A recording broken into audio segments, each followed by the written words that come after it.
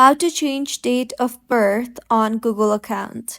Hello everyone, I am Bishaka and welcome to our channel. Now let's get right into the tutorial. Firstly, go ahead and open the Google application or Google browser on your device and then tap on your profile icon on the top right of your screen.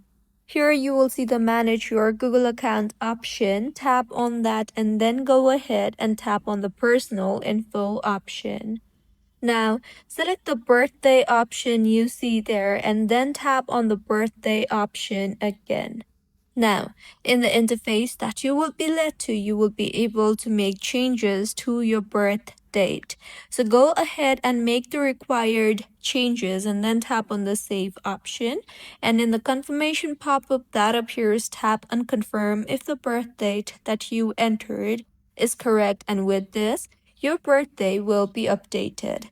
So this is how you can change date of birth on Google account. If you find this tutorial helpful, please like the video and do comment if you have any queries. Also, do subscribe to our channel for more helpful tutorials like this. See you on the next one.